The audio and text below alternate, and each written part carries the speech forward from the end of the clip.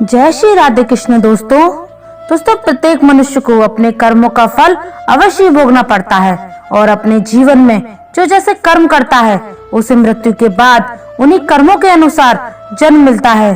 किसी को कुत्ते का जन्म मिलता है तो किसी को भेड़ बकरी का जन्म मिलता है। हिंदू धार्मिक ग्रंथों के अनुसार इस धरती पर रहने वाले सभी मनुष्य को मृत्यु के बाद उसके कर्मों के अनुसार अलग अलग योनि में जन्म मिलता है और उसे अपने पापों का फल भोगना पड़ता है।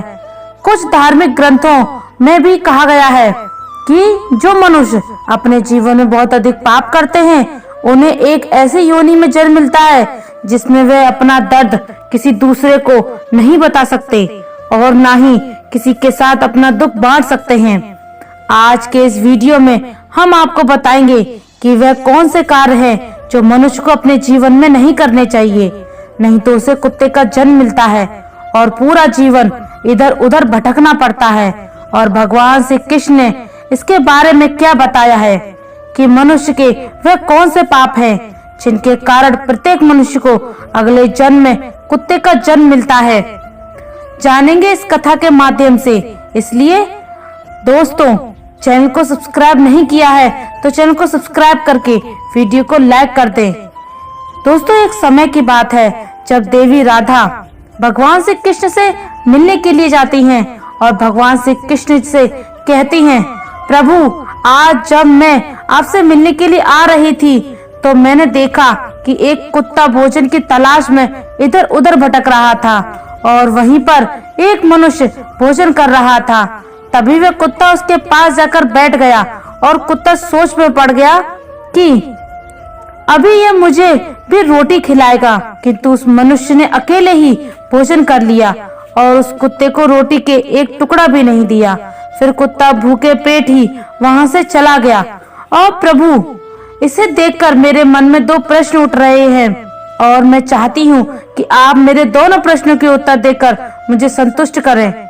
तो भगवान श्री कृष्ण मुस्कुराते हुए बोले, देवी, तुम्हारे मन में जो भी प्रश्न हैं मुझे निश्चित होकर बताओ, मैं तुम्हारे प्रश्नों के उत्तर अवश्य ही दूंगी। तो देवी राधा बोली, प्रभु, मेरा पहला प्रश्न ये है कि किस पाप के कारण मनुष्य को कुत्ते का जन्म मिलता है और वह कौन से कार्य हैं जो मनुष्य को अपने जीवन में कभी नहीं करने चाहिए, नहीं तो उसे कुत्ते का जन्म मिलता है। और मेरा दूसरा प्रश्न ये है कि कुत्ते को रोटी खिलाने से हमें कौन सा पुण्य मिलता है। तो भगवान श्री कृष्ण बोले, हे देवी, मैं तुम्हें एक कथा सुनाता हूँ जिसे सुनकर तुम्हारे प्रश्नों के उत्तर मिल जाएंगे, किंतु कथा को पूरा मन लगाकर सुनना। तो देवी राधा बोली, प्रभु, आप कथा सुनाइए, मैं कथा को पूरा मन लगाकर सुनूंगी। तो कथा को सुनाते हुए भगवान श्री कृष्ण ने कहा, एक समय की बात है जब भगवान श्री राम सभा लगाकर अपनी सभा में बैठे हुए थे, तभी उन्हें एक कुत्ते की रोने की आवाज सुनाई दी। तो वह सभा में मौजूद द्वारपाल से उस कुत्ते को वहां से भगाने के लिए कहते हैं। तो द्वारपाल कुत्ते के पास जाता है और उसे वहां से भगा देता है। और फिर अगले दिन जब भगवान श्री राम फिर से सभा लगाकर बैठे, तभी वह कुत्ता फिर से वहीं आकर बैठ जाता है और जैसे ही भगवान श्री राम सभा में कुछ कहना प्रारंभ करते हैं, फिर से वह कुत्ता जोर जोर से रोने लगता है और इस बार भी द्वारपाल कुत्ते के पास जाता है। फिर तीसरे दिन जब प्रभु श्री राम सभा में बैठे तो फिर से वह कुत्ता आया और उसी स्थान पर बैठकर जोर जोर से रोने लगा। तो भगवान श्री राम ने मन में सोचा, ये कुत्ता मेरे दरबार में रोज रोज आकर रोने क्यों लगता है, जबकि इसे तो कोई मारता भी नहीं, फिर ये रोज मेरे ही दरबार में आकर क्यों रोता है। फिर इतना सोचकर भगवान श्री राम ने द्वारपाल से कहा, उस कुत्ते को मेरे दरबार में लेकर आओ। तो द्वारपाल उस कुत्ते के पास जाते हैं और उससे कहते हैं, तुम रोज यहाँ पर ही क्यों आकर रोते हो, और चलो, प्रभु श्री राम ने तुमको अपने दरबार में बुलाया है।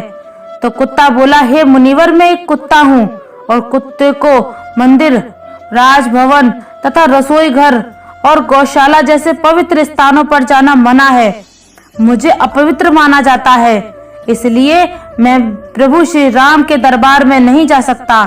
तुम प्रभु श्री राम से जाकर कह दो, यदि उन्हें मुझसे मिलना है तो वे यहाँ पर आ जाएं, किंतु मैं वहाँ पर नहीं जा सकता। कुत्ते की यह बात सुनकर द्वारपाल प्रभु श्री राम के पास जाता है और कुत्ते द्वारा कही गई सारी बातें उन्हें बताता है और कहते हैं, तुम रोज मेरे दरबार में आकर क्यों रोते हो? क्या मेरे द्वारपाल ने आपको मारा है या फिर मुझसे कोई गलती हो गई है? तो कुत्ता बोला, नहीं प्रभु, नहीं, आपसे कोई गलती नहीं हुई है, ना आपके द्वारपाल ने मुझे मारा है। तो भगवान राम ने कहा, फिर रोज तुम मेरे दरबार में आकर क्यों रोते हो? तो कुत्ता बोला, प्रभु, एक सन्यासी ने मुझे पत्थर से मारा है, जिसके कारण मेरा एक पैर टूट गया है और अब मुझसे सही से चला भी नहीं जाता और मुझे बहुत पीड़ा भी हो रही है। इसलिए प्रभु, मैं आपके दरबार में आकर रोता हूँ। प्रभु, मैंने सुना है कि आप सबका न्याय करते हैं, तो प्रभु मेरा भी न्याय कीजिए और उस सन्यासी को सजा दीजिए। तो उस कुत्ते की यह बात सुनकर प्रभु श्री राम बहुत अधिक दुखी हुए और अपने सैनिकों से कहा, उस सन्यासी को मेरे दरबार में लेकर आओ, मैं उसे अवश्य सजा दूंगा। फिर सैनिक जाते हैं, उस सन्यासी को प्रभु श्री राम के दरबार में लेकर आते हैं। फिर प्रभु श्री राम उस सन्यासी से कहते हैं, क्या ये जो कुत्ता बोल रहा है सत्य है? तुमने इस कुत्ते को पत्थर से मारा है, जिससे इसके पैर में बहुत अधिक चोट आई है और अब इस कुत्ते को बहुत अधिक पीड़ा हो रही है और ये ठीक से चल भी नहीं पा रहा है। इसने क्या अपराध किया था जो तुमने इसे इतनी बड़ा सजा दी कि इसका पैर ही तोड़ दिया? तो वह सन्यासी बोला, प्रभु, मैं अपनी झोली लेकर भिक्षा मांगने के लिए रास्ते में जब जा रहा था, तभी ये कुत्ता मेरे पास आया और अपनी पूंछ हिलाने लगा और जब मैंने इसे खाने के लिए कुछ नहीं दिया तो इसने मेरी भिक्षा का अन्न छू लिया था, जिसके कारण मैंने क्रोध में आकर पत्थर उठाकर इसको मार दिया और पत्थर बहुत अधिक बड़ा होने के कारण इसका पैर टूट गया। सन्यासी की ये बात सुनकर प्रभु श्री राम ने उस सन्यासी पर बहुत अधिक क्रोधित हुए और उससे सन्यासी से कहा, यह कुत्ता एक अज्ञानी जीव है, इसने अपना पेट भरने के लिए ऐसा किया होगा। इसे इतना ज्ञान नहीं है कि किसी का अन्न ना नहीं छूना चाहिए, इसलिए उस कुत्ते ने ऐसा किया। किंतु आप तो एक सन्यासी हैं, आपके अंदर तो ज्ञान है कि किसी भी जीव को इस तरह से नहीं मारना चाहिए, फिर भी आपने इस जीव को मारा, इसलिए अपराध इस कुत्ते ने नहीं बल्कि अपराध तो आपने किया है। आप इतने बड़े ज्ञानी होते हुए भी इस कुत्ते को मारा है, इसलिए अपराधी आपको ही माना जाएगा। फिर प्रभु श्री राम ने उस कुत्ते से कहा, यह सन्यासी तुम्हारा अपराधी है और अब तुम ही बताओ कि सन्यासी को क्या सजा दी जाए। तो कुत्ते ने कहा, प्रभु, इस सन्यासी को किसी नगर का राजा बना दिया जाए। तो प्रभु श्री राम ने कहा, ठीक है, इसे एक नगर का राजा बना दिया जाएगा। और फिर उस सन्यासी को सुंदर वस्त्र पहनाकर एक घोड़े पर बिठा दिया और उस सन्यासी को एक महल में ले गए और वहां के एक नगर का राजा बना दिया। फिर जब वह सन्यासी राजा बन गया तो बहुत अधिक खुश था और मन में सोचने लगा, वह कुत्ता सच में बिल्कुल पागल ही था। मैंने उसका पैर तोड़ दिया था और उसने मुझे सजा देने के बजाय मुझे इस नगर का राजा बना दिया। फिर ये बात किसी की समझ में नहीं आ रही थी कि उस कुत्ते ने सन्यासी को सजा देने के बजाय उसे नगर का राजा क्यों बना दिया।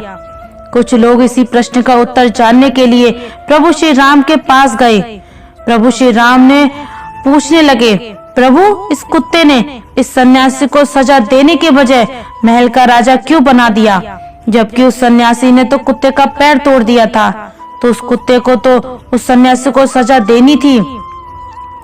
लोगों की यह बात सुनकर प्रभु श्री राम ने कहा, इस प्रश्न का उत्तर तो आप लोगों को वह कुत्ता ही दे सकता है कि आखिर उसने ऐसा क्यों किया। जब सभी लोग उस कुत्ते के पास गए और उस कुत्ते से पूछा, आपने उस सन्यासी के साथ ऐसा क्यों किया, उसे सजा देने के बजाय उसे एक नगर का राजा बना दिया, जबकि उसने तो तुम्हारा पैर तोड़ा था। तो कुत्ता मुस्कुराते हुए बोला, तुम जानना चाहते हो कि मैंने उस सन्यासी को सजा देने के बजाय उसे एक नगर का राजा क्यों बना दिया? तो सुनो, मैं भी पिछले जन्म में एक नगर का राजा था और मैं गरीबों पर खूब अत्याचार करता था। मेरे नगर में जितने भी लोग थे सभी बहुत अधिक गरीब थे और वे दिन भर खेतों में मेहनत मजदूरी करके जो अन्न उगाते थे उसमें से आधा मैं ले जाता था, और जो भी मुझे अपने अन्न से आधा हिस्सा नहीं देता था उसे मेरे सैनिक बहुत मारते पीटते थे और उनकी मेहनत का धन मैं हड़प लेता था। पिछले जन्म में मैंने बहुत सारे पाप किए थे, इसी कारण इस जन्म में मुझे कुत्ते का जन्म मिला है और अब मैं पिछले जन्म में किए गए पापों का फल भोग रहा हूँ।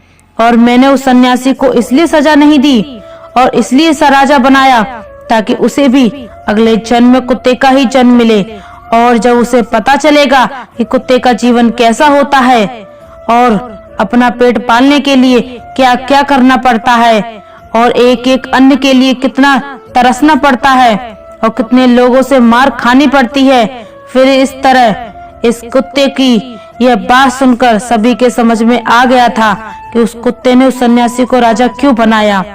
दोस्तों, फिर कथा को आगे बताते हुए भगवान श्री कृष्ण देवी राधा से कहते हैं, हे देवी, अब मैं तुम्हारे दोनों प्रश्नों के उत्तर देता हूँ।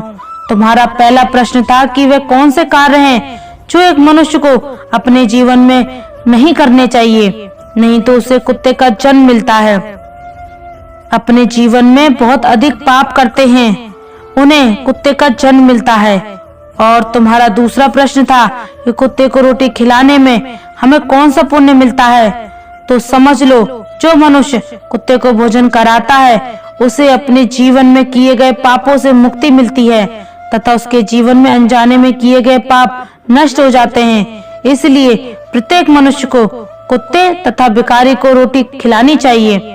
फिर देवी राधा कहती हैं, प्रभु, पृथ्वी लोक पर कुछ मनुष्य ऐसे भी हैं जो द्वार पर आए कुत्ते को मारकर भगा देते हैं और कभी भी कुत्ते तथा गाय को रोटी नहीं खिलाते हैं, परंतु वे लोग पूजा पाठ बहुत अधिक करते हैं।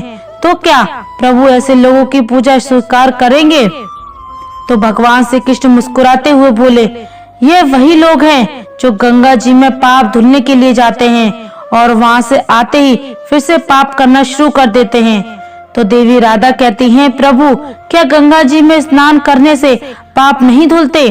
तो भगवान श्री कृष्ण बोले, गंगा जी भी वही पाप धुलती है जो अनजाने में हुए होते हैं। जानबूझकर किए गए पाप गंगा जी में नहीं धुल पाते और गंगा जी में स्नान करने से वही मनुष्य पवित्र होता है जिसका मन साफ हो और मन में कोई छल ना हो तथा मन में गंदे विचार ना हो। और गंगा जी में छल कपट करने वाले और दूसरों की बहन बेटियों पर बुरी नजर रखने वाले लोगों का कुछ नहीं होता। अंत में ऐसे लोगों का सर्वनाश ही होता है और प्रत्येक मनुष्य को अपने कर्मों का फल अवश्य मिलता है। दोस्तों, आपको ये कथा कैसी लगी हमें कमेंट सेक्शन में जरूर बताना, और अगर आप हमारे चैनल पर नए हैं तो चैनल को सब्सक्राइब जरूर कर लेना। धन्यवाद। जय श्री राधे कृष्णा।